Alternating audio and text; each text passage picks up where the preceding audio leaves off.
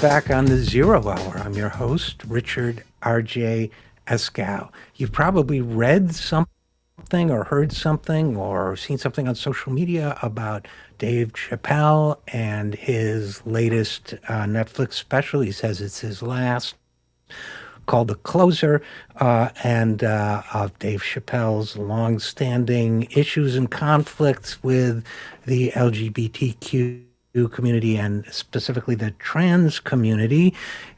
Here to talk about it now. And by the way, I'm not unmindful of the fact that it's going to be two white cis guys talking about this topic, but we all have obligations to, inform ourselves and debate these issues. Here to talk with me about that now is my good friend Ben Burgis. Ben is a Jacobin columnist. He's a host of Give Them an Argument, the podcast. He's the author of a number of books, the most recent of which is Canceling Comedians While the World Burns, chastisement of the left, one might say. And he has a new book coming out as well, which perhaps we'll briefly talk about. But he's written about Dave Chappelle before, and he has a new piece about Chappelle's latest special. So Chappelle, I guess to pronounce. So without any further ado, Ben Burgis, welcome back to the program. Yeah, thanks so much for having me back, Richard. Always a pleasure. You begin your new piece, which is on your Medium page. You call it a long and annoyingly nuanced take on Dave Chappelle's new special, and you explain that you've been getting a lot of questions about it, in part because your last book was entitled Canceling Comedians While the World Burns, even though only one chapter of it was about comedians. You've been hammered with questions about that. So I'm sure you expected that when Chappelle came out with this new special. And by the way, I watched it this morning before the program, and I got the vibe that my wife was kind of like watching TV at 7:30 in the morning, but it's like, I wanted to say, honey, it's for work. But before I guess one place to start is you don't sound surprised you got the questions. Did anything about the special surprise you? Not really. I think the only thing that surprised, I think if I watched it without seeing any of the social media reaction, it wouldn't have particularly surprised me because I think it was very in keeping with the kinds of things that he'd said on his previous Netflix specials. And it felt like a pretty natural continuation of them. And, the things that were good and bad about them were kind of the things I'd expect to be good and bad about Dave Chappelle talking about this stuff. But I think it did surprise me a little because I'd seen the social media reaction, because I certainly didn't expect that people who were denouncing the special as bigoted, transphobic on social media and kind of trotting out cherry-picked sentences from it and describing things that happened in it.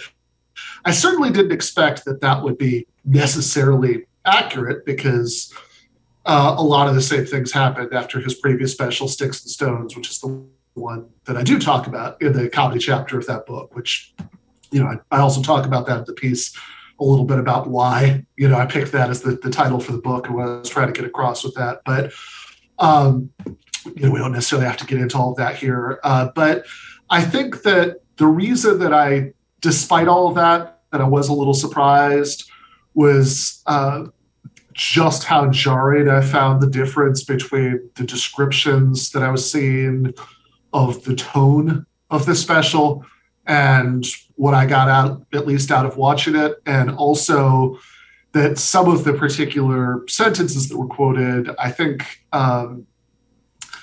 I think if you watch them in context and see what he says 2 minutes before he says those things, what he says Right. 5 minutes after, it doesn't really make sense to read them the way that people were reading them. And I guess the big general thing I'd say is I'm not saying that it's a joke should be an absolute defense, because clearly not, right? You can have racist jokes, you can have all kinds of jokes with terrible premises. But if you're treating a comedy special as if it were a New York Times editorial, where every sentence, like literally and earnestly, expresses the point of view of the comedian, I think you're doing it wrong. Yeah, and I want to respond to that too because I did watch it as I mentioned. But for before we go any further, Ben, I want to go meta for a second here and say that one, you write politics aside. I certainly hate the kind of ultra simplistic art criticism, but then you say my bottom line political position on comedy is that it's not politically important and then it's bizarre to think it is. I have to say, I kind of disagree. It seems to me that comedy, like other forms of popular culture, shape people's perceptions and beliefs to maybe not an overwhelming degree, but a significant degree. And I think we should talk about whether it's Jon Stewart's idiotic rally to restore sanity or Chappelle or Louis C.K. or anybody else. I do think that more so than ever before, as a matter of fact, that comedy does have political impact and political significance. Um, I don't know. What do you think? Am I wrong? Well, I mean, I obviously think so because Right. because you quoted the part in the article where I expressed disagreement. I mean, look, if you want to say that it does happen to some extent that comedians shape our views just like any other form of popular culture does, um, sure. I mean, the question is to what extent and how Right. much the arrow of causation is in that direction and how much it's the other way around. That what you see in comedy reflects, and what you see in other forms of popular culture reflects larger Right. changes in the culture that have happened for other reasons. My like slightly pedantic hobby horse about this would be that I think that material reality influences ideas, much more than the other way around. Which is Right. Right. not always a comfortable thing to think about because, of course, all of the things I do, right? I write, I teach philosophy classes, I talk on YouTube. All of those things happen within the realm of ideas and trying to change people's ideas. And I clearly don't think that's a waste of time. But I do think that it's very easy to fall into overestimating the Right. degree of causation on that end, right? So, like for example, just sticking with comedy, Right. um, if you can remember, like the first decade of the 21st century, which I barely can. It seems like a very strange and distant country, but back then, like every comedian for like several years now there sounded like Richard Dawkins. There was always like anti-religion material, Right. in every stand-up comedy special, and the effect of that. I don't know. I mean, how much did that actually increase secularism in America? Maybe a little bit, right? But Right. No, it's fair. Fair point. You know, but I do think it can reinforce uh, held beliefs, and I think it creates a safe space for certain beliefs. But you make a great point about causality and which way it flows. And I do think, and I think this runs through all your writing on this topic. There's a problem of a loss of proportionality, right? Like if it's a struggle between determining whether we're going to pay a living wage or whether we're going to make Dave Chappelle shut up about trans people, I would argue that ensuring a living wage would do more to help trans people than making Dave Chappelle shut up. So in that sense, I'm a materialist too. But think that when yeah, it gets, for go for ahead. for sure. I mean, yes, 1,000 times yes to that last part. Uh, but also, I mean, and I'm sure we'll get into this, but just to like lay a marker for when we do, I think that to the extent that this does. I mean, even though certainly just from my own experience as a fan, like I do sometimes wish he would shut up about this. That it could Right. it's like, oh God, he's gonna go back into this, and he's gonna say a lot of things that that are going to be an issue going forward, and is it really, like, how many times are we going to go back to this well? That said, especially with this special, right, more than the previous ones, to the extent that anybody's views are going to be influenced by the things that he says in the special on these issues, it's complicated because I think there are certain assumptions behind what he says that I disagree with. But I think to the extent that he is going to influence anybody's views, I'm actually not sure that that's a bad thing. I'm not sure that would actually make anybody have like worse or more bigoted views. I actually think the opposite might be more likely to be true. Yeah, and we can get back to that because I think there's some truth to that, Ben Burgess. I think that, it's complicated because, first of all, being, an ancient vintage, I remember, and my dad was like a comedy fanatic. He had been a vaudeville magician. So, in the later years of vaudeville. So, I mean, he idolized these like old vaudeville comics, these, Freddie Roman and Shecky Green and these people. So, their comedy, which we all laughed at when I was a kid, so vile by today's standards in many cases, including when they weren't on TV, racist and the worst, kind of stuff. So comedy is not what I would call like the leading art of the arts in terms of necessarily promoting sensitivity. One, two, it's designed to be transgressive.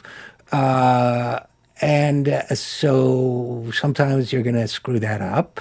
But Dave Chappelle, first of all, I should also say, while I'm a comedy fan, I never really connected with Dave Chappelle. But when I watched this special this morning instead of working, I did laugh a few times, and I did one of the funny. I don't want to spoil it for people, but one of the punchlines I laughed at the most was directed at, shall we say, my father's people. And I thought it was a very funny line, also politically right on point about politics of the Middle East and so on. So, but it was transgressive, right? So there is a place for that. But getting back to like the issue of the LGBTQ community here, what I saw, and it's not, and I think it matters to the extent that this discussion matters. What I saw in Chappelle was a really talented artist. He describes his work as art, and I agree, wrestling with this issue. In other words, in that sense, I think he was a stand-in, as many artists are, for millions of other people who are also wrestling with this issue. And to me, one of my big frustrations with the left is that it tends to condemn people who are not already where it is on certain issues. And you write about this a little bit, but I think if we agree that our mission is to persuade, and you also emphasize in your recent piece that, rights for everyone, including gay and trans people, are core commitments derived from the Enlightenment worldview that motivated people like Marx and Engels, on and on and on. But I think if we want to get people to where, quote unquote, we are, then I think it behooves us to watch and even encourage the self-examination through art that someone that Dave Chappelle. I didn't see the previous special. I'll stipulate that I believe it was probably as offensive as people say. Maybe it wasn't. You saw it, but regardless of the content of the previous special, what I thought I saw was somebody using their performance to struggle honestly with the issues that were raised and to recognize the humanity of the people that he might have hurt. Do you think that's a fair assessment of the Chappelle special? Yeah, I definitely think that's. I think that's exactly what was going on in the Chappelle special. He is somebody. Two things. One, that transgressiveness you're talking about. I think people who think that that comedy can play this really important role in a positive way, which is actually a big part of what I was questioning in that comedy chapter. The title of the chapter is Lenny Bruce Can't Save Us. That, think that it has something to do with that kind of transgressiveness, but of course that's also where the negative stuff comes in, and people think that it could reinforce bigotry, which don't get me wrong, it certainly can to some extent, but I have always connected with Chappelle's comedy. I mean, perhaps the difference between us in that regard is that you weren't in your early 20s, Right. getting high and watching comedy all the time at the height of at the height of Dave Chappelle's career, in 2003, 2004. But I think that what he's doing here is very much as you describe, and I think that there were points in the special where he is doing a kind of on the one hand, on the other hand thing, and he's kind of provisionally adopted different points of view and sort of saying, well, I can see the point here, but but I don't, and then like he sort of goes to another one, and if you take it all super literally, then it's just a weird mess. He's just contradicted himself all over the place. That there's a moment where he says, well, I'm on Team Turf, and then there's another moment 2 minutes later where he says, I don't, I'm not saying trans women aren't women. It's like, well, clearly he can't literally believe both of those things. And I think that, as you say, I think he's struggling with it. I think he's having, I think what he's doing, what he's milking comedy from in this special is kind of his own inner dialogue on these issues. And he's trying to explore some complicated feelings about it. He's sort of dramatizing his own evolution on it. He talks about a special like way back in like 2005 or something, or not even a special, but just a show that people had gotten mad about. And he sort of says in an offhand way, it's 2005. My pronoun game, was not what it is. Right. What is not what it is now. And he talks a lot about his relationship with a particular trans woman who he became friends with and did comedy with. And I think that I can understand, and this is why even in the piece that I wrote about this, I try not to overstep too much about this, because I think it would be just monumentally ridiculous for somebody like me to tell people who have gone through something that I have no idea what it would be like, to be a trans person at this moment in this culture, right? I think that you would face a lot of horrible stuff, but I think, I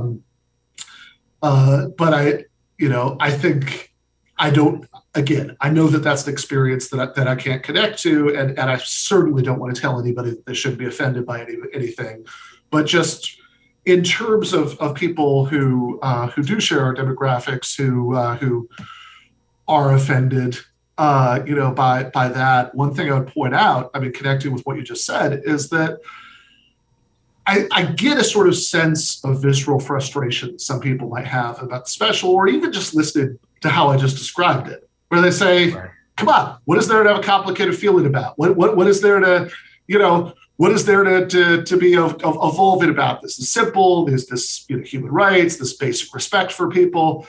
And I don't, I think that there's an ultimate moral sense to which that's right. But I also think that a bigger question to ask here is, who is he talking to? Like, who is Chappelle's audience? Right. And I think that it's significant. This is not a scientific poll or anything, but it is pretty remarkable if you look at it. For both this special and the previous one, on Rotten Tomatoes, they give both the critics score based on an average of reviews and an audience score. And of course, again, these are self-selected.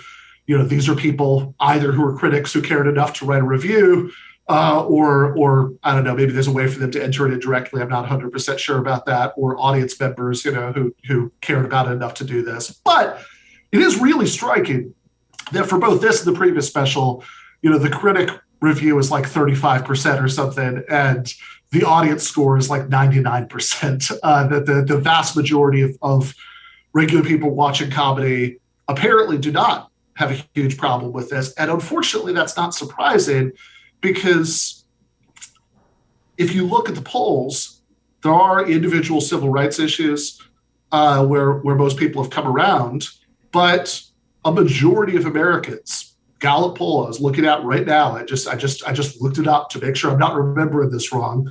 Right now, unfortunately, a majority of Americans are to the right of Dave Chappelle on these issues. And so I think that seeing somebody who is clearly not scolding them or, like already at the place that maybe they would ultimately get to, who, kind of definitely should have some points with them for not doing that at all, right? People get mad at him for this. Seeing him in front of them, sort of working out his, on the one hand, on the other hand, complicated feelings, evolution on this issue, I think to the extent that that influences people, it might actually influence them to have better and less bigoted views about those issues. Yeah, that's kind of what I was thinking while I was watching it. And, I think it's important to make a distinction here for anybody that might be listening between performance and actual behavior. So that, for example, what Louis C.K. did sexually to unwilling women, including aspiring comedians who looked up to him and people over whom he had power and so on, was despicable and unforgivable in my view. That wasn't a line in a gig, right? This was reprehensible, sexual abuse, sexual violence.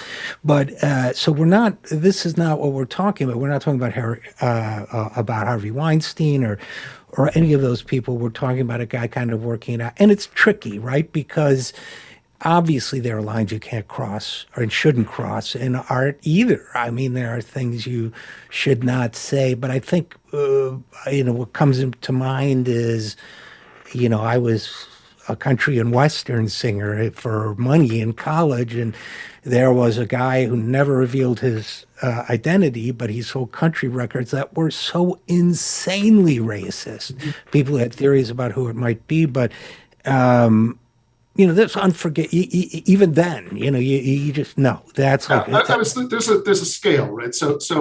Yeah. Like Harvey Weinstein. People sometimes talk about, if you think that there's certain ways that American culture has gotten too censorious, or that it's a mistake in particular strategically. This is what I'd argue for the left to become identified with that. People will say, well, aren't there people who deserve to be canceled? Of course, the answer is yes, right? In some cases, some of the names that will come up, it's like, well, actually the problem is like canceled is insufficient, right? Harvey Weinstein, belongs in prison, right, for doing what he did, and what Louis C.K. did was not as bad as what Harvey Weinstein did, but I think as he himself would admit, right? It was not like he was minding his own business and doing comedy, and then one day out of the blue, for no reason, everybody got mad at him. He definitely brought this on himself. No question about it. And there's there are, as we kind of go down that scale, I think there are complicated questions about what a healthier culture, how it might handle the sort of question of how to come back and when to come back and if to come back. And I don't think anybody has really good answers for those right now. But then there's just doing what you do, right? So in the case, singing country songs, doing comedy specials, doing what you're supposed to do. And within that, clearly you can have a horrifically racist, country and western song. I've heard some. You clearly, you absolutely could have a comedy special that is what many people portrayed the closer as being. which was just a sort of, you know, edgelordism for the sake of edgelordism, just kind of gleefully and unabashedly, tearing down, trans people all night.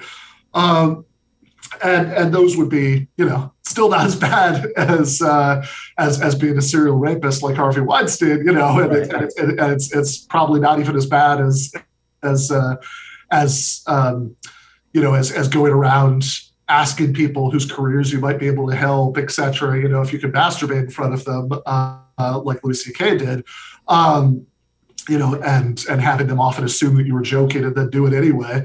But it's still, it's like if that had been the case and people had gotten mad about that, then yeah, I would agree with them. I mean, I wouldn't necessarily agree with, calls for censorship, et cetera, because I think there's an issue of principle there, but I'd certainly agree with getting mad about it, on the, right.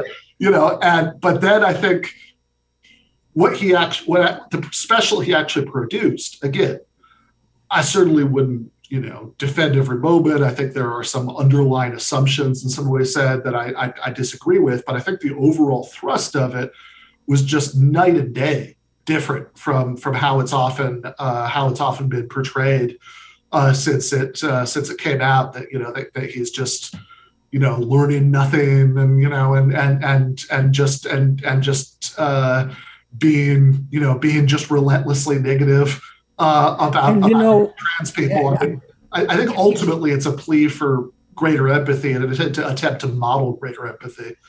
Yeah, I took it that way too, and I didn't think it was perfect either, but I thought that's what he was trying to do, which gets me back to the question of the issue I think we both care about a lot more than Dave Chappelle as an individual, which is the left and how to make leftist change in this society, right? And to me, this gets back to you have to assume. I mean, we used to talk about vanguards, right? That vanguard is where well, by definition, a vanguard is a group of people who are ahead of the other people on certain things.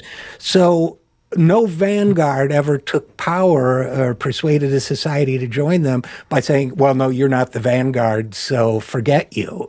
And I think in that sense, Chappelle is a model for someone who's trying to I don't really get it. I'm trying to learn, but like a dude in a dress, is that okay, we can take offense at that.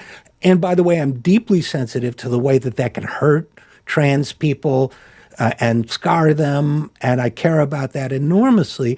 But at the same time, I feel that we have to be able to say, and by the way, I'm proud of this show's record in talking about trans issues, featuring trans people well before I knew other shows I saw other shows doing. But at the same time, we have to be able to say whether it's on this issue or so economic issues or other issues, you may not be with me yet. So, and by the way, when I worked for Bernie Sanders, I saw him do this really well with people, with voters of different kinds. I'm to the left of Bernie. So, we've got to be able to talk to people and say, hey, you know what? I get that it sounds strange to you. I even get that it makes you uncomfortable. Let me explain to you, rather than, well, I want nothing to do with you. And yeah, Dave Chappelle's going to be fine. He's got more money than God. I'm not worried about Dave Chappelle, but I'm worried about us, right? Yeah, I think that's exactly right. Which and by the way, I like that you brought up Bernie here because I think he's an interesting model in multiple ways, right? I am also ultimately well to his left, but I think his pro platform would be a really good start. And I think if you look at his history, he actually had a very good and welcoming record towards trans people as mayor of Burlington in the 1980s, which was probably 20 years before Dave Chappelle had ever heard the word trans, And um, and I think that but and then he became congressman, the only congressman, and then then one of the two senators from Vermont, which we often think of as, I think people, who haven't spent time there and, who basically like their data points on Vermont are, okay, it's in the Northeast, Bernie Sanders, Ben and Jerry's, they get it Right. into their heads that Vermont is like one big like hippie commune. And no, I mean, like it's Vermont has often elected Republicans to statewide office. Like, Bernie's predecessor in the Senate was a Republican. He yeah, took a Republican seat. Yeah. yeah. I'm not sure if I mean, it's been a year or two since I checked, because I was writing something for which this was relevant. But like as of a year or two, they had a Republican governor in Vermont.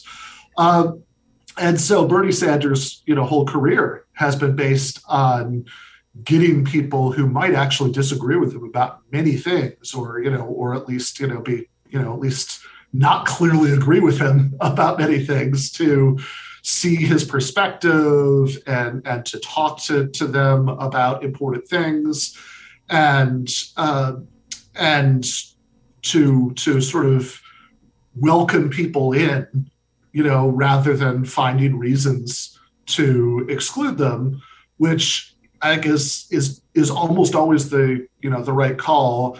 And I mean, yes, you could come up with extreme counterexamples, and sure, right, it's not a universal thing. If Richard Spencer wants to endorse you, you should say Right. no. But by and large, the correct move is to find ways to welcome people in, to actually which is certainly, I think, the way that you're going to achieve that platform that, as you kind of referred to earlier with a bit of a wage example, is going to ultimately be the most effective way of advancing the interests of all sorts of marginalized groups. That if Bernie Sanders become president, and he'd somehow managed to pushes his platform through all of the many obstacles we don't need to recite, right? But like if all of that had happened, I mean, his platform included Medicare for all, funding the costs of transition surgery. So that's one thing that would advance that platform in the material world. But another thing, and this is the trickier thing, but I think it's true, is that to the extent that what you're concerned with is actually bringing people around at that level of the ideas in their heads, their attitudes, I would argue that if you look particularly at the history of the labor movement, in the early 20th century, that oftentimes, one of the best ways to reduce bigotry is for people to be working with people who are very unlike them, Right. in common movements, to achieve their material interests. I always recommend that old James Earl Jones movie, Mattawan, about the coal miner strikes in West Virginia, which I think accurately portrays some not very enlightened racial attitudes on the part of many miners, but also accurately portrays the way that in order to have any hope of winning, a lot of people had to get over that, and had to work with people who came from other backgrounds. And it's not a cure-all, right? It's not a panacea, but I think that oftentimes being part of common movements and common efforts actually does help people evolve on issues like this. And I don't want to overstate the relationship of any of this to Dave Chappelle, certainly, because I think I think he's basically an entertainment industry liberal. I think that's about as good as his politics are. But I think that the larger issue, as you suggest, is not so much Dave Chappelle, it's the 55% or whatever percent it is of Americans who, at best, are where Chappelle is, and unfortunately, probably in many or most cases, are not where Chappelle is. And I think this is something that we generally need to think a lot harder about, because I think that, if you're going to build a movement of the majority of the population to achieve all the things that we want to achieve, you need to figure out, and I'm not saying give up your positions or don't do the right thing because it'll alienate people. You should keep your positions. You should do the right thing on all of these issues, but you need to think harder about how to reach out to the tens of millions of working class Americans who might have not evolved very much yet on certain aspects of LGBTQ issues, who might have been reluctant to get vaccinated, who might have, Right. like we could list off several other issues in which a lot of the attitudes of the people, of a significant chunk of the people I'm describing are not what we wish them to be. But it can't be workers of the world unite except for all the problematic ones. Right. No, absolutely. And to which I will leaven our Marxist reference with a theological one and say too, although I don't mean it theologically in this case, but we've got to believe in the power of redemption.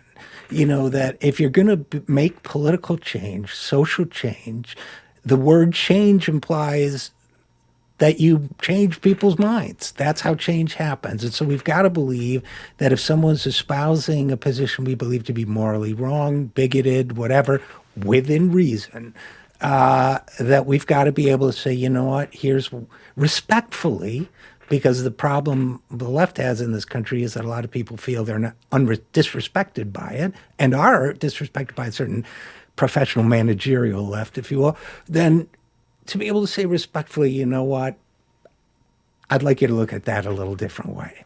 And maybe we can, if you have a closing thought about that, we'll leave it there. Yeah, no, I did, but I actually think that's perfect. Let's just do that. Well, all right. I like to leave my guests with the last word, but if the last word is that I was perfect, then I have to accept that.